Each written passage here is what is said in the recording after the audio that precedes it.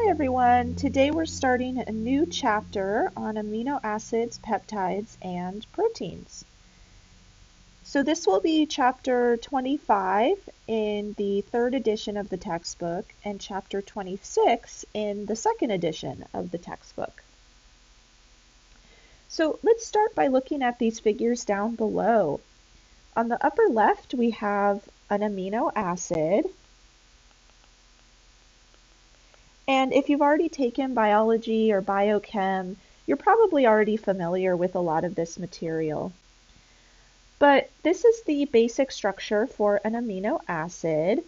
And on the left-hand side, we have an amino group. So that's pretty typical for all amino acids.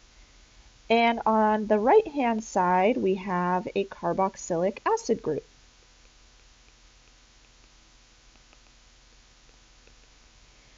Now, in the middle, we have an alpha carbon. So this is an alpha carbon because it's one position away from the carbonyl group. Additionally, each amino acid has its own side chain, which is labeled R here because it'll be different based on the amino acid you're looking at. And then, of course, we have a hydrogen on that central carbon as well. All right, so one thing that we can do is combine amino acids together to create what's called a peptide. So peptides are just chains of amino acids. They're usually pretty short. Once you get beyond 50 amino acids in a chain, that's when we start to consider it a protein rather than a peptide. So let's look at the combination of these two amino acids down below. So notice that we're actually reacting the carboxylic acid of one amino acid with the amino group of the second amino acid. So what ends up happening is we're going to lose a water molecule. So that'll be one of our products. And then the carbonyl group from the carboxylic acid and the amino or nitrogen from the amino group of the other carboxylic acid are going to join together to create an amide. So we call this a peptide bond.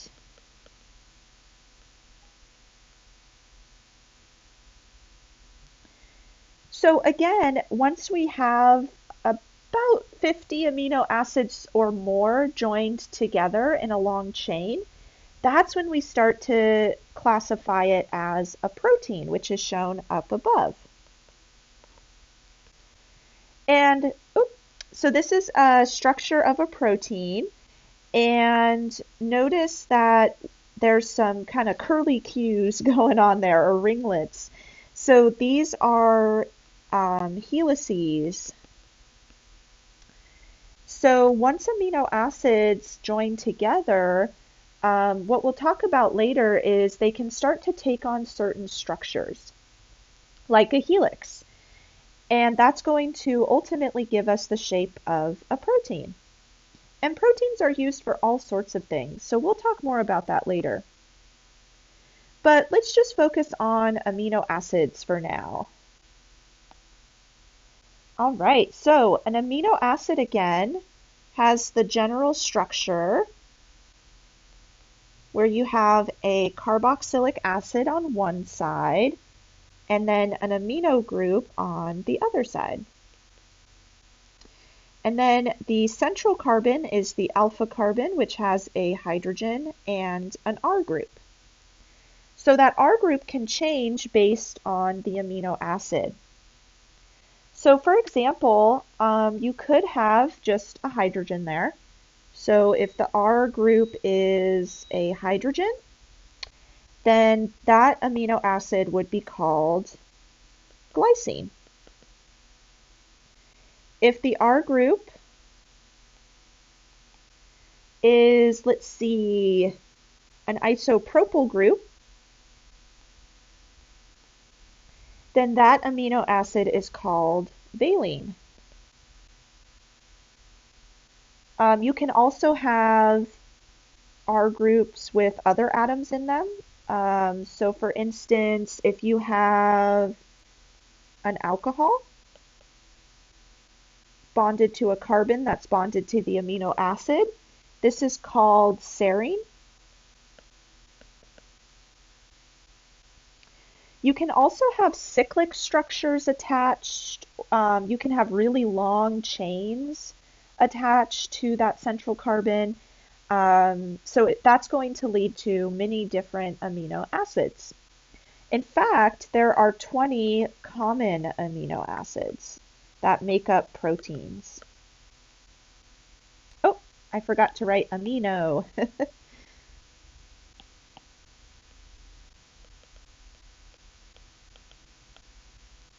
Now, each amino acid has a 3-letter abbreviation and a single letter abbreviation. So glycine, for example, we could abbreviate as GLY or capital G. Valine, we could abbreviate as VAL or capital V. Serine is either SER or capital S. Now, some of the amino acids, we have to use different letters because we start to run out of letters and we don't want to repeat any letters, for instance. So some of them, the letters don't really make sense, but let's look at a chart of the 20 common amino acids. So here we have all 20 amino acids, and you'll notice that they're divided up based on their side chain, so that R group we talked about. So here's glycine, which we went over, valine, and let's see, serine is down below. So if the side chain is nonpolar, then the amino acids are listed in the upper left. Down below we have polar side chains in blue, and then some side chains will have a positive charge. So those are green. And then in the bottom right, we have side chains with a negative charge. Okay. So notice that all of these side chains are very different. There's some that are really simple, like alanine just has a methyl group bonded to the middle carbon. But then some, like tryptophan, has this really complex side chain with 2 rings. One is a 5-membered ring and one is a 6-membered ring. Also, lysine and arginine have really long side chains. So these side chains are really going to create different physical properties for these amino acids. Now, we can also draw the amino acids in a Fischer projection. So, for example, let's look at alanine. So we're going to draw the carboxylic acid at the top, and we're going to consider this central carbon as our alpha carbon. Then the amino group is always to the left. So then hydrogen will be to the right, and then down below we have our R group. And for alanine in particular, that R group is actually a methyl group. So let's just replace that with CH3. Okay, so because the amino group is always on the left, we're actually going to call this L-alanine. So remember when we were talking about carbohydrates, we said that sugars are always D sugars? Well, amino acids are always L amino acids. Now there are examples of D amino acids, like D-alanine for instance, But for the most part, peptides and proteins are composed of the L amino acids. So these are common to peptides and proteins.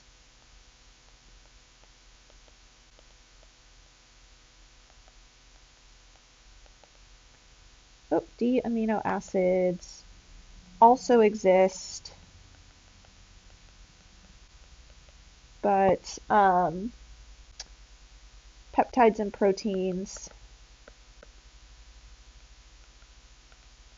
contain L amino acids. All right, let's look at another example. Let's look at serine. So we said that serine had a side chain that was CH2OH. So we put that at the bottom. And then in the middle, again, we're going to put hydrogen on the right and the amino group on the left. Okay, now we could also call this L-serine since the amino group is on the left.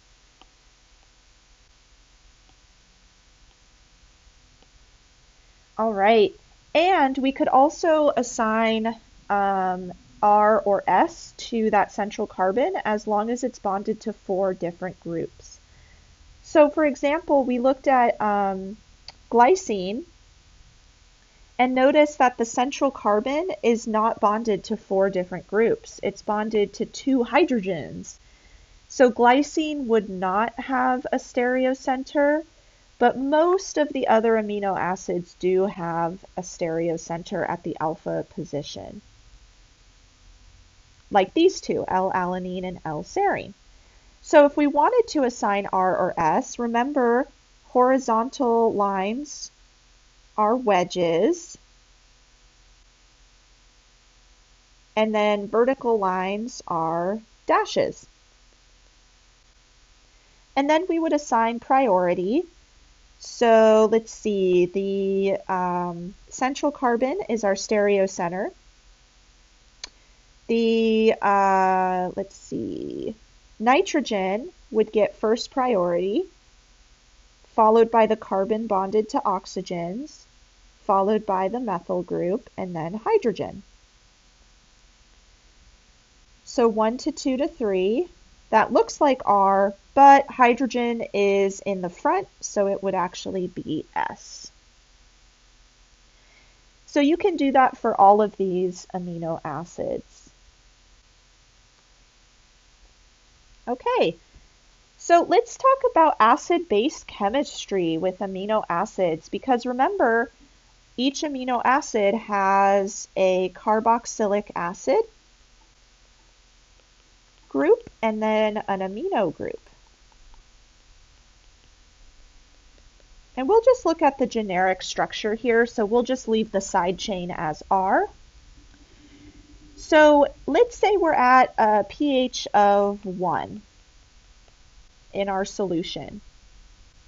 That means that the carboxylic acid will be protonated and our nitrogen in the amino group will also have an extra proton there and be positively charged.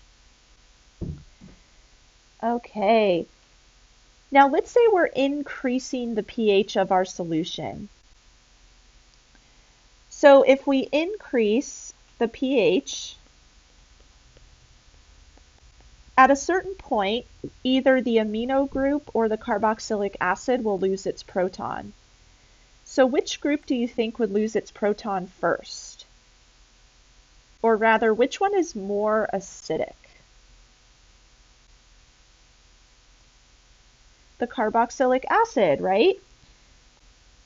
So if we increase the pH at a certain point, that's going to deprotonate the carboxylic acid.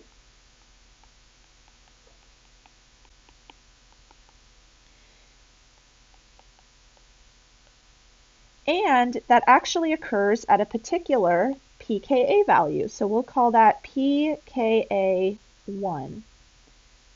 So we lose that proton on the carboxylic acid. Now let's increase the pH a little bit more.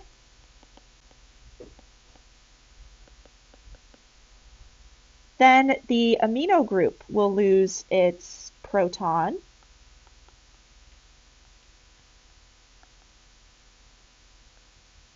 And it will just be neutral.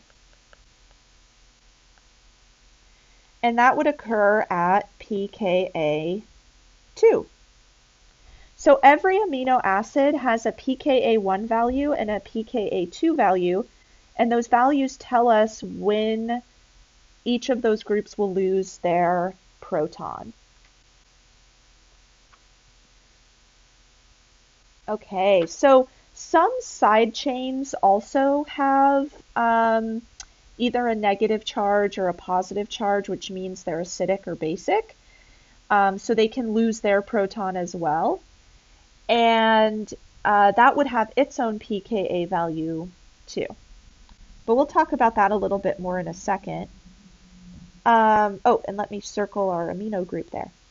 So let's look at this central amino acid, the one where we have a positive and a negative charge. We would call this a Zwitter ion.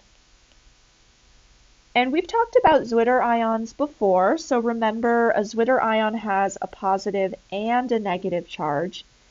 So it does have a charge separation even though it is overall neutral. Okay, now Zwitter ions are really special too because they could interact with an acid or a base.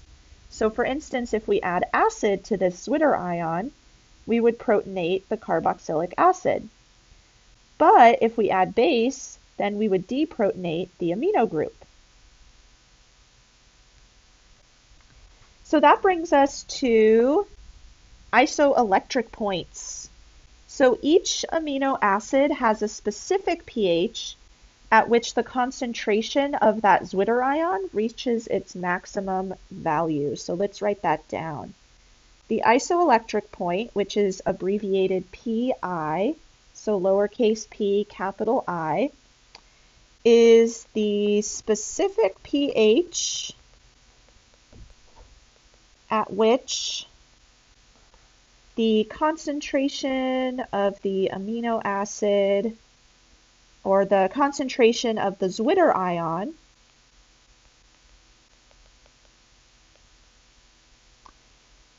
reaches its maximum point or maximum value.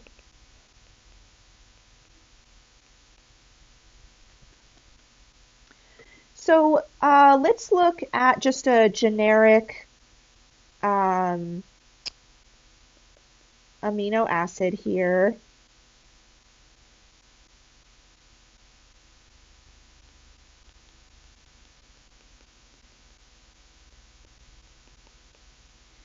Okay, so the pKa, let's say, of our carboxylic acid is 2.34.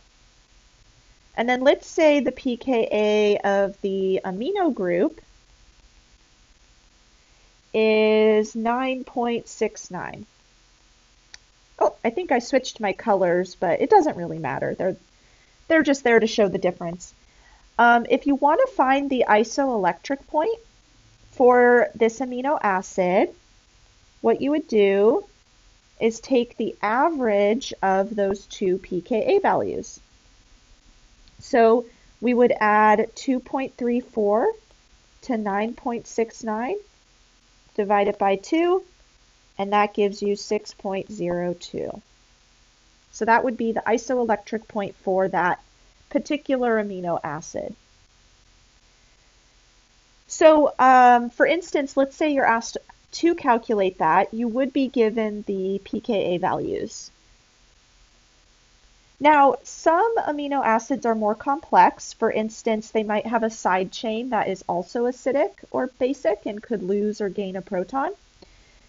So one example is lysine.